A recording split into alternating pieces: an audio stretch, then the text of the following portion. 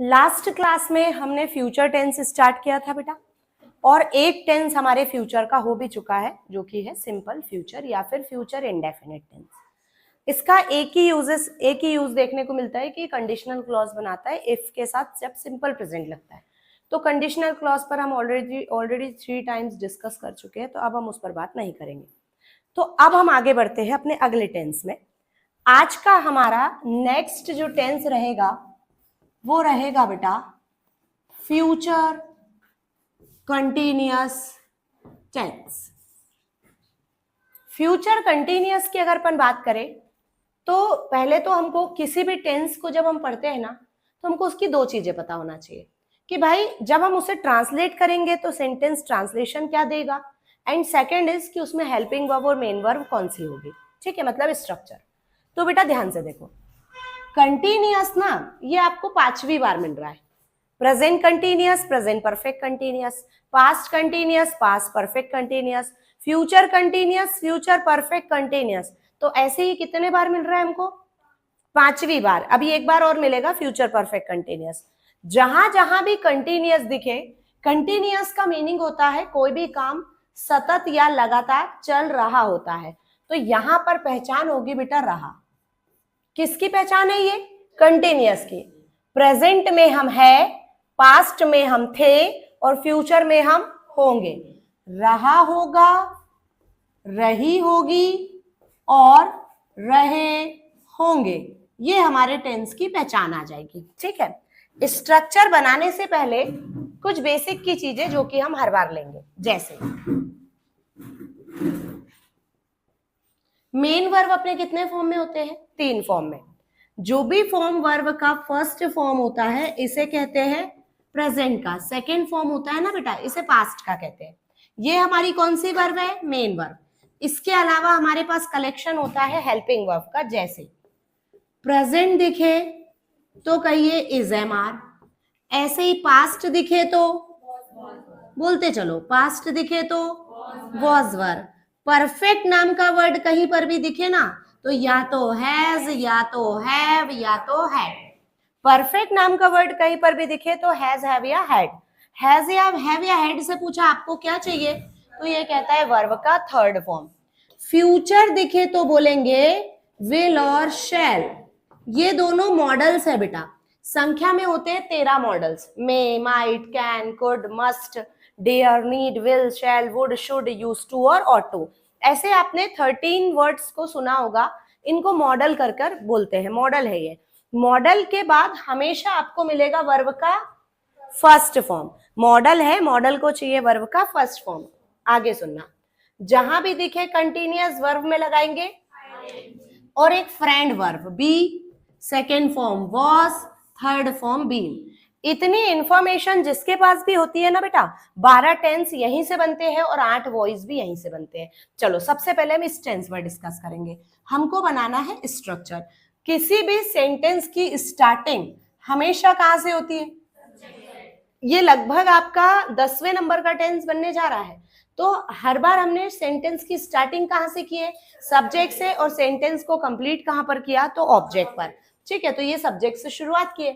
अब जो लिखा है बस उसकी डिमांड को फुलफिल करना है। सबसे पहले क्या मिला? फ्यूचर।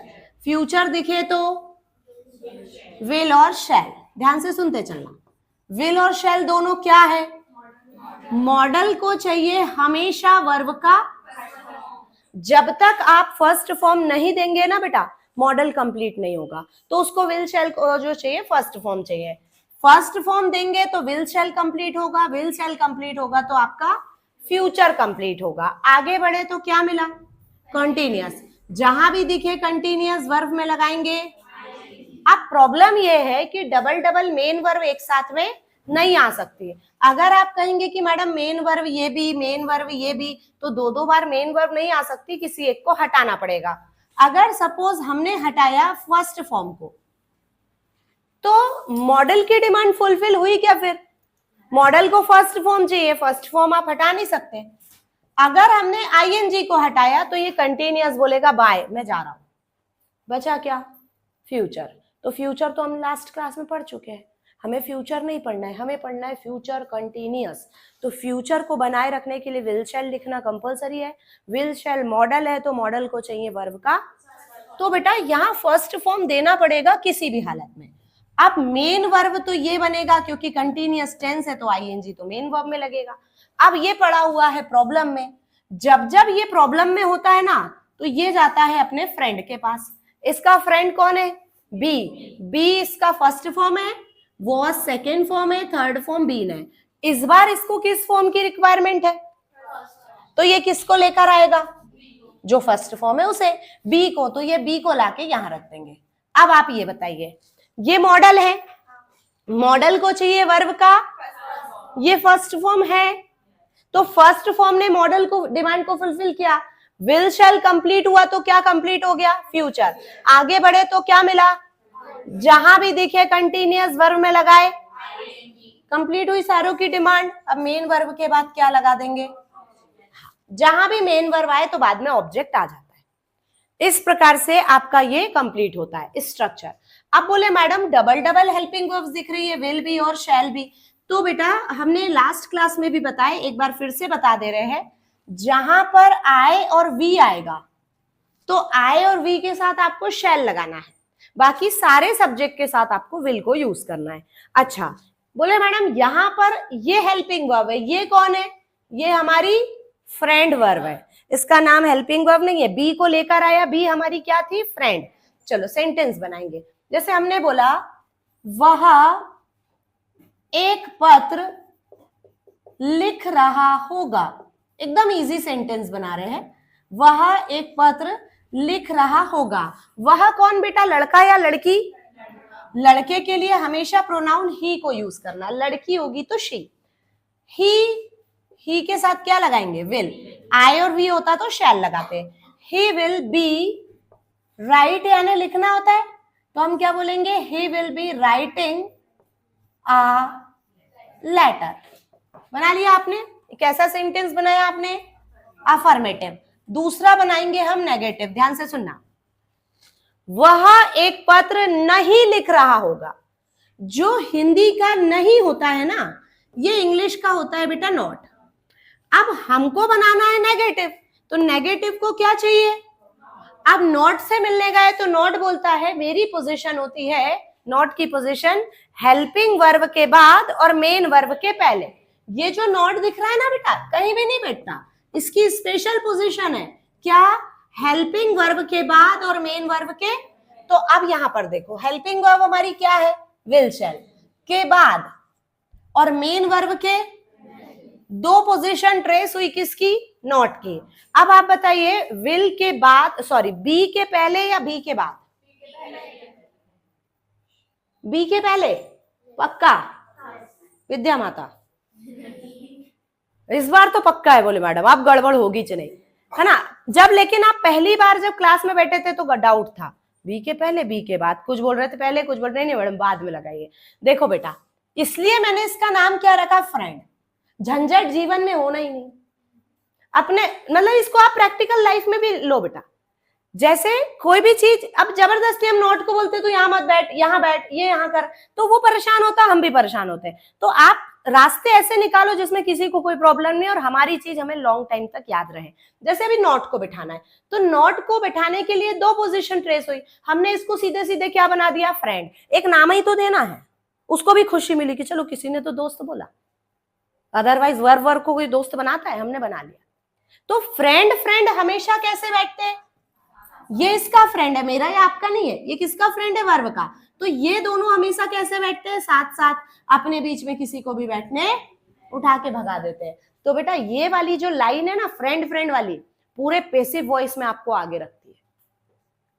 आप अभी दूसरे बच्चों की तुलना में ना, जैसे दूसरे बच्चे अगर 10 क्वेश्चन सॉल्व कर रहे हैं वॉइस के, तो 10 में से 4 नंबर लाएंगे, 5 लाएंगे, बहुत हो गए तो 6 लाएंगे। और आप वहीं पर पैसिव वॉइस सॉल्व करोगे ना, आपके मार्क्स आएंगे 10 आउट ऑफ 10। ये अंतर है सिर्फ एक नाम देने से। और ये जो फ्रेंड है ना, ये हमारा इतना हेल्प करता है, आगे अभी हम पैसिव वॉइस पढ़ेंगे परसों से, पैसिव वॉइस में आपको बहुत आगे रखेगा, मतलब कहीं भी प्रॉब्लम आने ही नहीं देगा सिर्फ एक नाम देने से। तो हमने क्या नाम दे दिया? फ्रेंड। फ्रेंड फ्रेंड साथ में बैठते हैं, अपने बीच में किसी को भी बैठने नॉट को भी बोला तुम भी उठो, तो नॉट यहाँ आके बैठ गया, तो नॉट कहाँ आएगा, विल शैल के बाद, है ना। ये स्ट्रक्चर में हम बात कर रहे हैं। पहले कौन आएगा, सब्जेक्ट, फिर कौन आएगी हमारी हेल्पिंग वर्ब, फिर नॉट, फिर आएगा बी प्लस वर्ब में साथ में वह एक पत्र नहीं लिख रहा होगा, he will not be writing a letter. बनाया बेटा नेगेटिव। तीसरा सेंटेंस कौन सा बनेगा, इंटीरोगेटिव, प्रश्नवाचक। इसमें हम क्या करते हैं, जिस भी टेंस में हम होते हैं उस टेंस की हेल्पिंग वर्ब को उठाकर सामने रखते हैं। आप पहले ही बोल दो ना कि हेल्पिंग वर्ब यही है, ये नहीं है, नहीं तो इसको भी ले जाते सामने, ठीक है, तो गलती होती। सामने कौन जाएगा भाई, विल और शैल, फिर कौन आएगा, सब्जेक्ट, सब्जेक्ट के बाद बी प्लस वर्ब में साथ में पंक्चुएशन बदल जाएगी, मार्क ऑफ क्वेश्चन, प्रश्नवाचक वाक्य बन गया है इंटीरोगेटिव। वह एक पत्र लिख रहा होगा, वह एक पत्र नहीं लिख रहा होगा। तीसरा, क्या वह एक पत्र लिख रहा होगा, क्या से शुरुआत होगी, will he be writing a letter.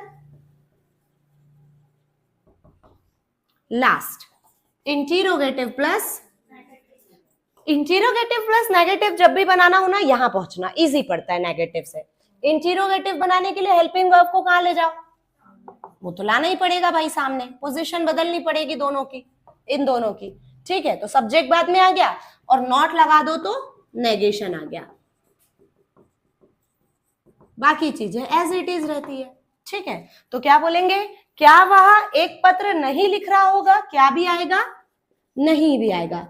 Will he not B